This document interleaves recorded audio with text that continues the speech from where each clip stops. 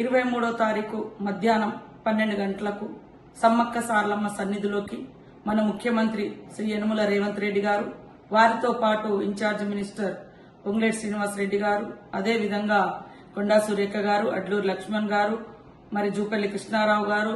RTC BC శాఖ మాత్యులు సోదరుడు పొన్నం ప్రభాకర్ గౌడ్ గారు, మా ఎంపీ గారు, మన వరంగల్ జిల్లా ఉమ్మడి జిల్లా ఎమ్మెల్యేలు, మరి ఎంపీలు, ఎమ్మెల్సీలు, ఇతర కార్పొరేషన్ చైర్మన్లు కూడా అందరూ తరలి వస్తున్న సందర్భంగా ములుగు నియోజకవర్గ ప్రజలు, ములుగు జిల్లా ప్రజలు కూడా ఎంతో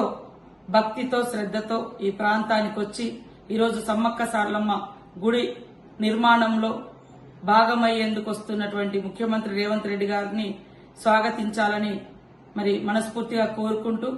మరి 50-60 ఏళ్ల తర్వాత